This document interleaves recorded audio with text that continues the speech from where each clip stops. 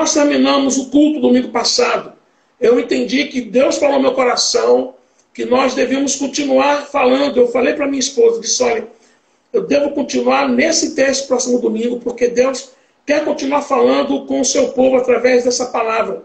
Então a palavra queimou no meu coração durante o domingo, à noite, preparamos, estudamos agora aqui para trazer essa palavra de Deus para você. Segundo Crônicas 32, de 1 a 8, diz assim, depois destas coisas e desta fidelidade, Senaqueribe, rei da Assíria, invadiu Judá e sitiou as cidades fortificadas com a intenção de conquistá-las.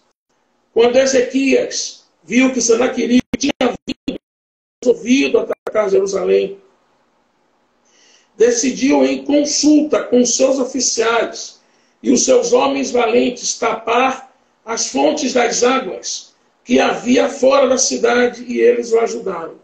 Assim, muito povo se ajuntou e taparam todas as fontes, bem como o ribeiro que corria pelo meio da terra, pois diziam, por que viriam os reis da Assíria e achariam tanta água por aqui?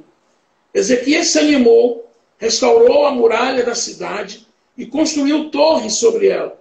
Levantou também outra muralha por fora, fortificou Milo na cidade de Davi e fez armas e escudos em abundância.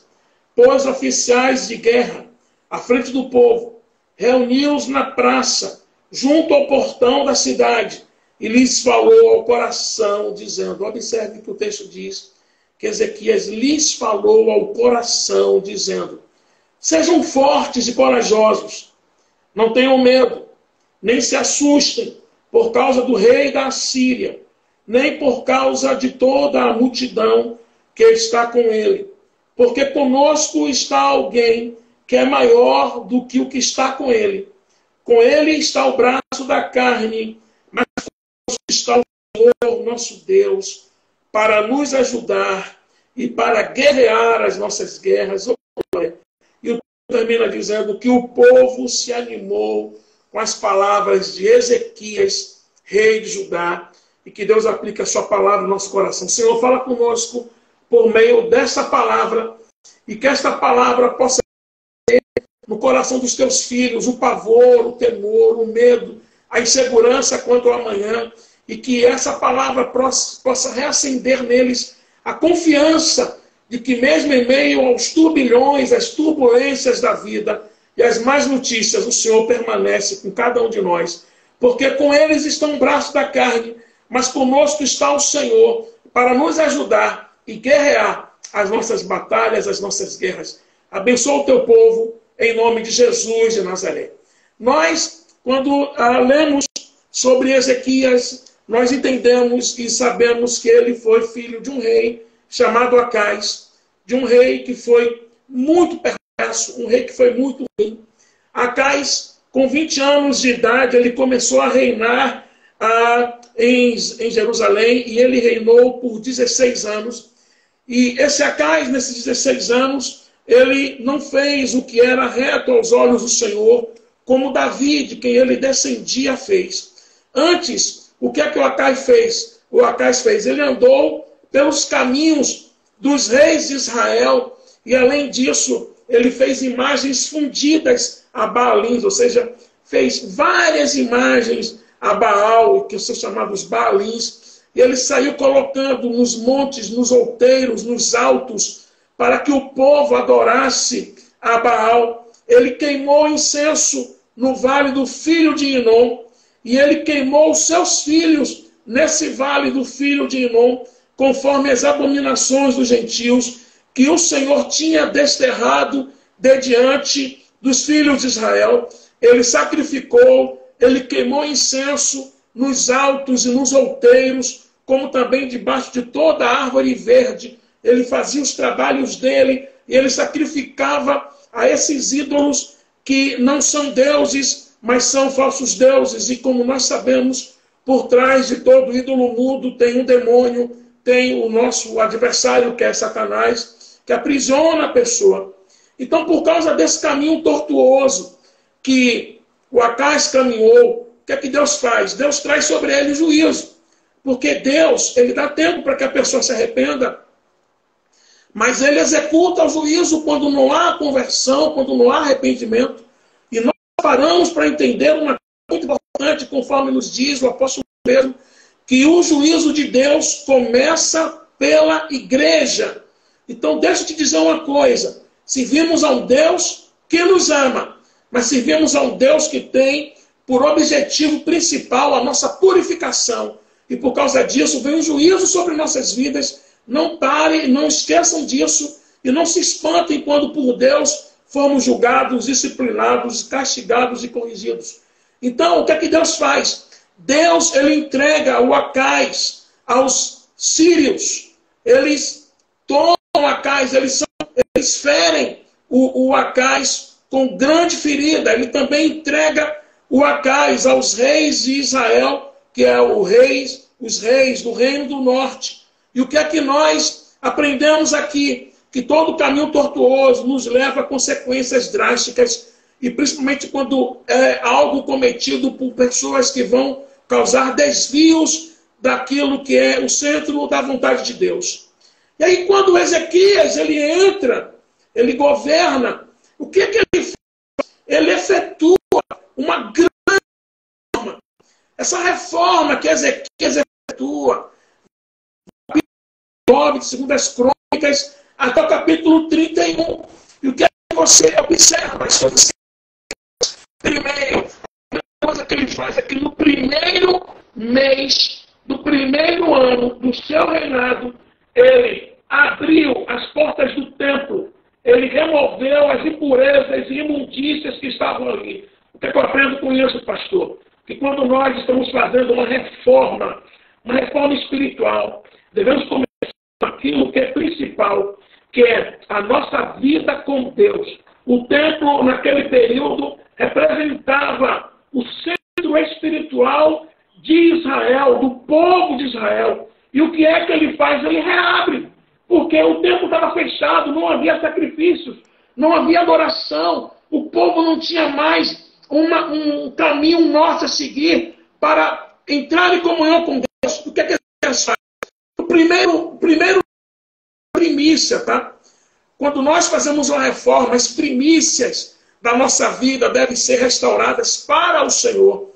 E a Bíblia diz que ele, então, faz essa reabertura e ele também remove as impurezas. Por que impurezas? Porque dentro do templo haviam imagens a Baal. E não somente isso, os líderes de Judá haviam levado o povo a toda a prática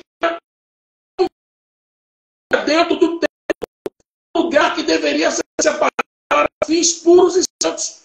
Até atirar isso ali. Então, agora a faxina espiritual. Ele retira tudo aquilo que promovia o sincretismo. Deus odeia sincretismo. Olha, em nome do amor, nunca passe por cima da verdade. Antes do amor está a verdade. É a verdade que nos torna uno com quem segue a verdade. Não segue a verdade de Deus, não pode ser um comigo e com você. Deus odeia o sincretismo, Deus odeia falsas doutrinas embutidas na doutrina dos apóstolos. Então, depois que ele faz essa faxina espiritual que promove o sincretismo, ele restitui aquilo que era central no povo de Deus, que era o templo.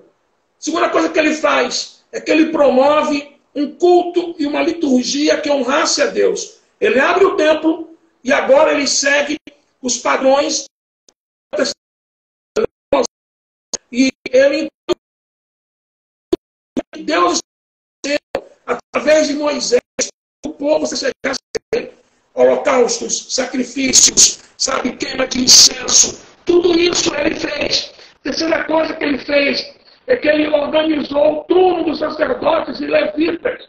Ele aplicou devidamente os dízimos e recolheu fielmente as ofertas. Por quê? Porque dízimo, oferta, honrar aqueles que trabalham no ofício sacerdotal, faz parte do trabalho de Deus, faz parte do trabalhar de Deus para que haja manutenção daqueles que foram separados por Deus para a edificação espiritual do povo.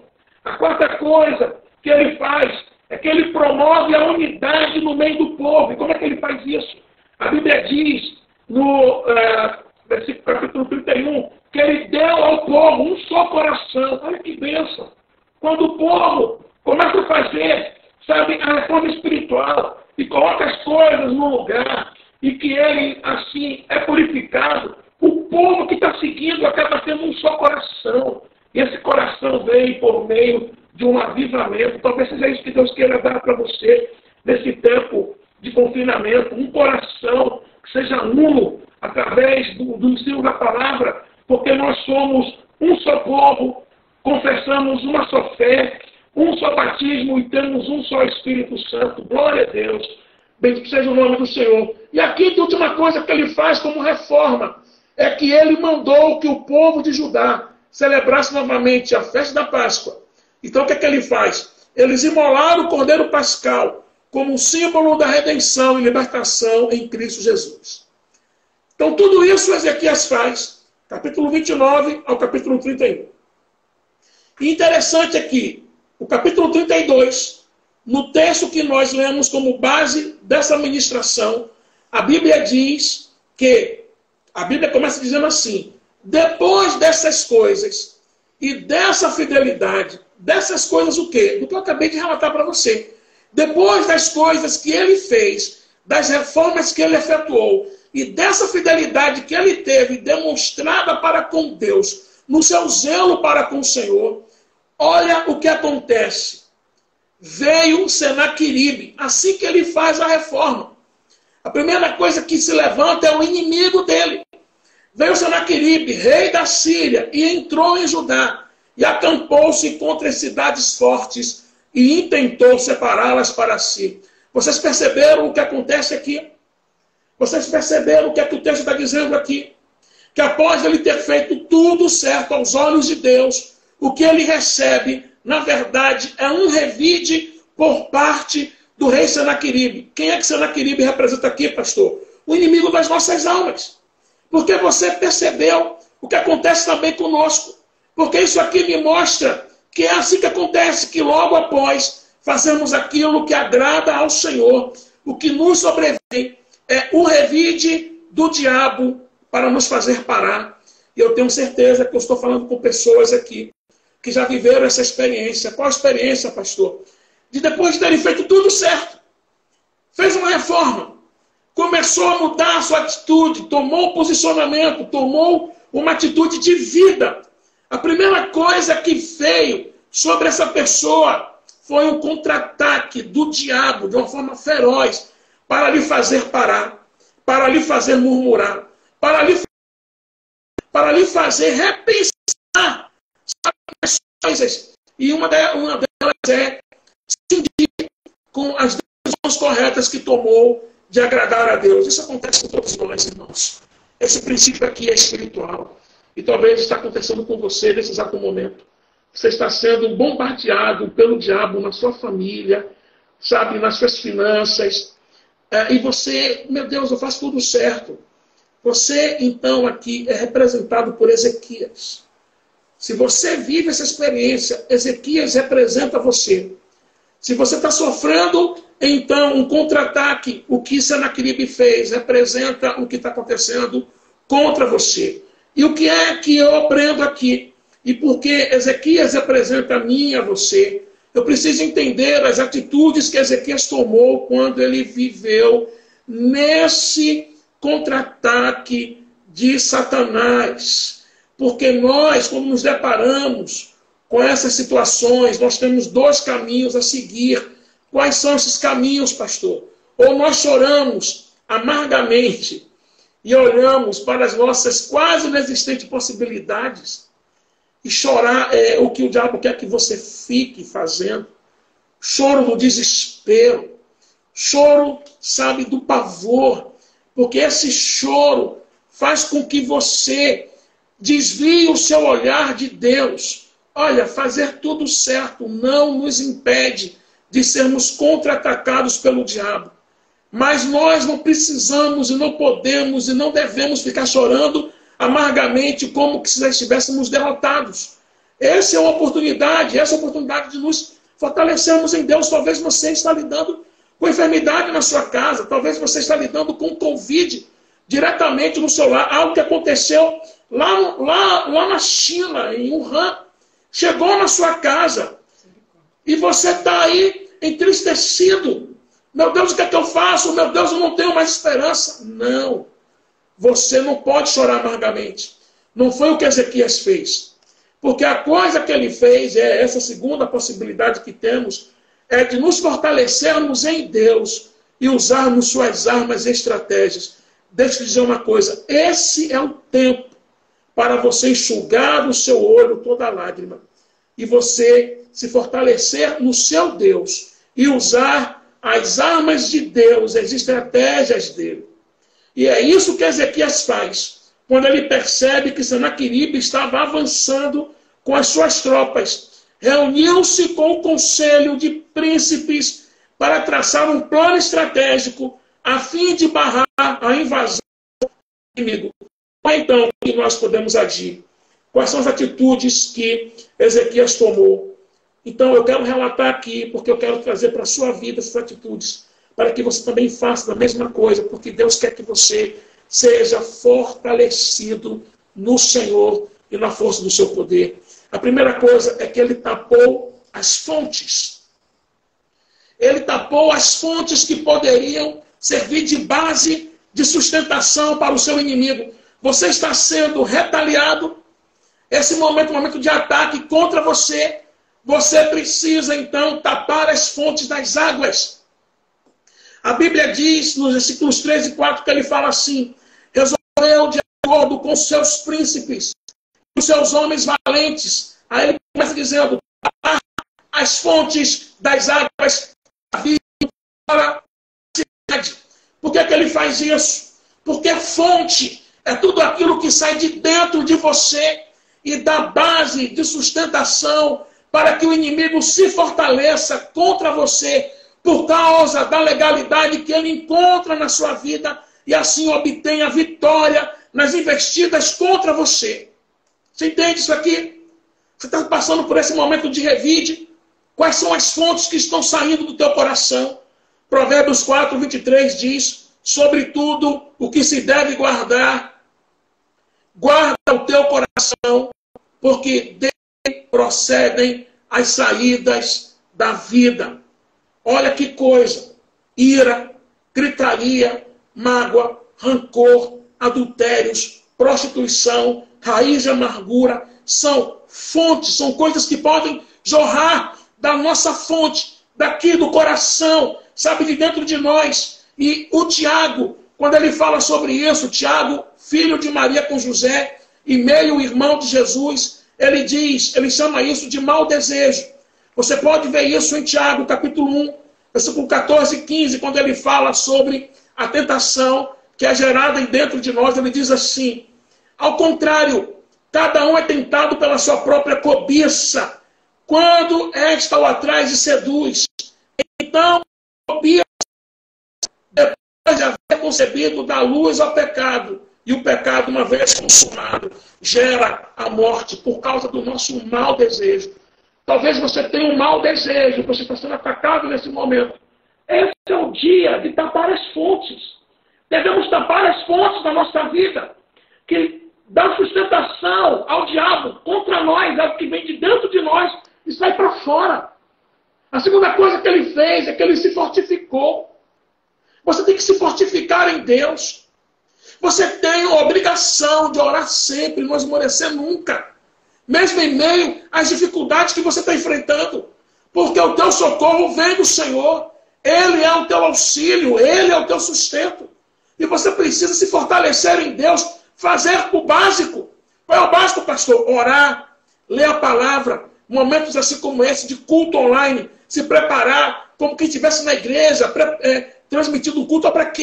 Eu venho assim, sabe por quê? Porque eu estou transmitindo a palavra de Deus. Eu quero que você saiba que eu estou levando isso a sério.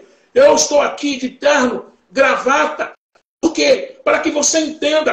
Esse momento não é um momento qualquer. É um momento sublime, sério, importante. em que nos reunimos diante de Deus para recebermos a tua palavra e nos fortalecermos. Você não deve parar agora em frente ao seu smartphone, à sua Smart TV e ficar com a pipoca na mão, como quem estivesse assistindo um filme. Agora, culto a Deus, adoração. E essa é uma atitude que no mundo espiritual surge efeito de fortalecimento, irmãos. Você tem que se fortificar no Senhor. É isso que Ezequias faz. Além de tomar decisões no campo físico, ele se fortaleceu em Deus. Ele sabia em quem depositar a sua confiança. E você? Você sabe em quem você deposita a sua confiança? Porque é isso que o salmista Davi diz acerca do Senhor dos Exércitos, no 39, 21, quando ele diz: com ele a minha mão ficará firme e o meu braço o fortalecerá. Você entende isso? É com ele, não é distante dele. É com ele. A minha mão, ou seja, aquilo que me faz lutar, ficará firme. O meu braço te fortalecerá. Glória a Deus. O que ele faz é que ele edifica todo o muro quebrado. A Bíblia diz, versículo 5, que ele cobrou ânimo, restaurou todo o muro quebrado, e sobre ele ergueu torres, levantou também outro muro por fora, e fortificou a Milo, na cidade de Davi, e fez armas e escudos em abundância. Porque enquanto a fonte é algo que sai de dentro de você e da base de sustentação para o inimigo contra você, a brecha, aquilo que está quebrado na tua vida, é aquela rachadura em você que te faz vulnerável e te deixa desprotegido com o que vem de fora para dentro. A fonte da sustentação de dentro para fora. E a brecha te faz vulnerável ao que vem de fora para dentro. Então, setas malignas vêm de fora para dentro. Se encontrar em você, essa rachadura ela vai entrar e vai incendiar o teu coração. Sugestões satânicas que está sempre sugerindo em nós. Então, quais são os muros que precisam ser restaurados? Pureza, temor ao Senhor, santidade, lealdade, honestidade, transparência, mordomia do tempo, consagração, organização, fidelidade nos dízimos e ofertas, dependência total de Deus. Tudo isso aqui é importante. Nós fizemos um apanhado, um balanço financeiro da igreja no ano de 2019. E sabe o que Deus colocou no meu coração? E eu mandei pelo WhatsApp, mandei para tudinho. Alguns disseram assim: pastor, não precisa. Precisa. É transparência. É uma forma de você entender a saúde da igreja. Mesmo a gente não estando perto, você faz parte da igreja. Precisa saber. Quando fala de pureza aqui, está falando algo contra a porneia. O que é porneia? Imoralidade. Tem hoje uma porta nos fundos, na nossa vida e na vida da igreja, que destrói a sua força, que é a imoralidade. Quantas pessoas acessando sites pornográficos, vivendo na impureza, dos pensamentos, e essa pessoa não consegue se firmar em Deus, porque porneia. Isso vai levar você para o inferno. Você compreende que essas rachaduras têm que ser tapadas na tua vida? O que é que ele faz mais? Ele edifica torres. Porque qual é a função da torre, pastor? A função das torres nas fortalezas são de vigilância. Ali, nas torres, os sentinelas mostram, sabe, montam guarda para identificar tudo. Jesus ele diz em Mateus capítulo 26, versículo 41, vigiai e orai, para que não entreis em tentação. Na verdade, o espírito está pronto, mas a carne é fraca. Você viu aqui a ordem? Não é orai e vigiai, é vigiai e orai. Essa é a advertência. Primeiramente, nós vigiamos, tomamos conta do ambiente e de nós mesmos. Nada adianta. Ficamos orando, entramos em campanha de oração, jejuamos contra o Covid-19 e vivemos, então, displicentemente, como se fôssemos imunes a todo tipo de ataque do mal. Você não é imune ao filho. Você não é imune.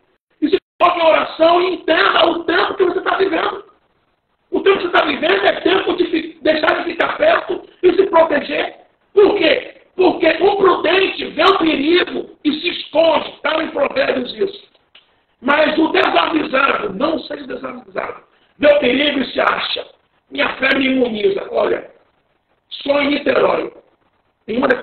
igreja, só nessa igreja, 7 pastores morreram com Covid.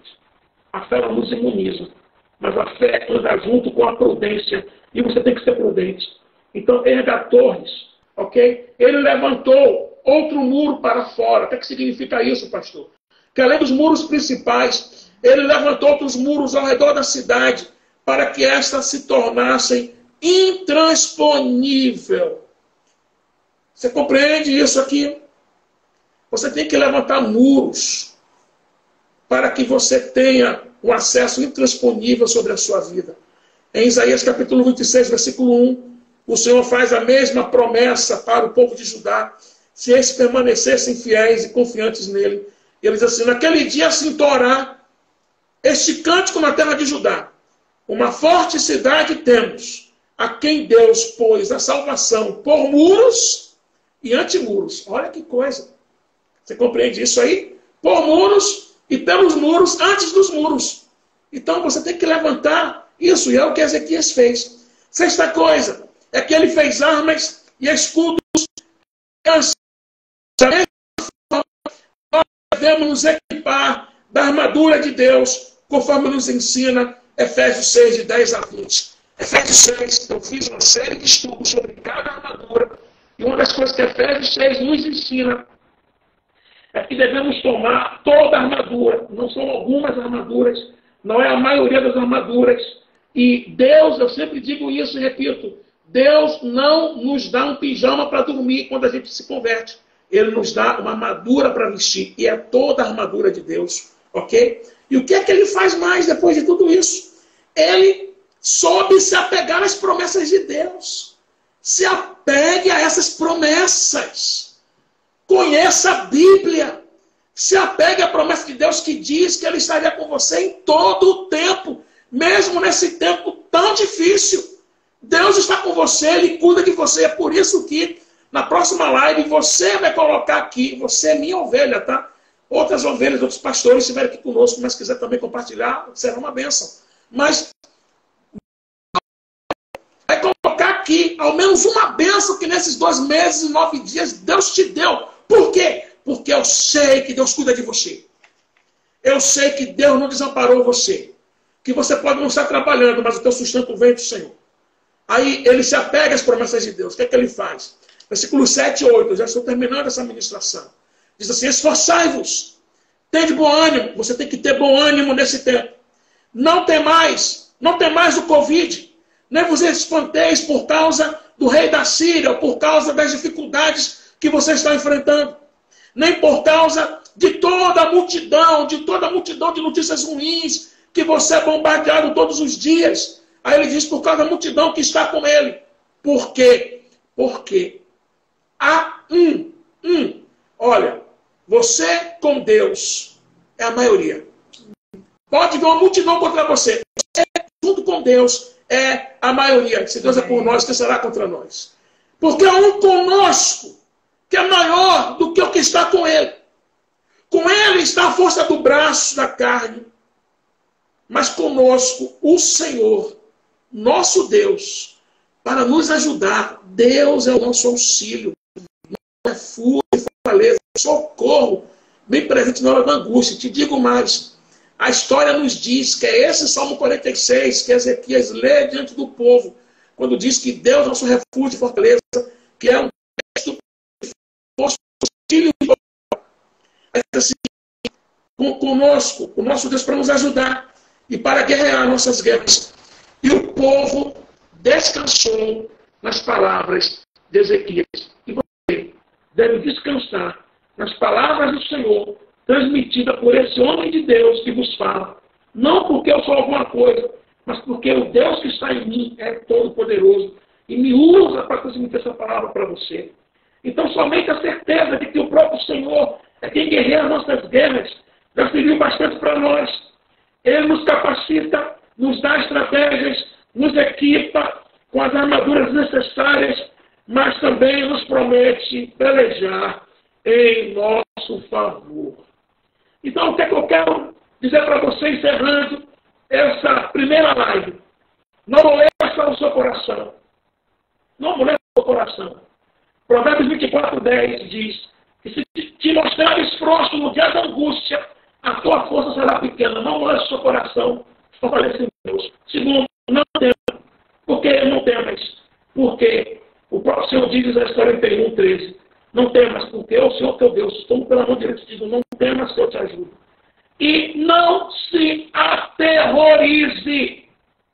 Não entre em pavor. Você que é crente, você está proibido de ter pavor, se atemorizar e se aterrorizar. Isso é falta de fé.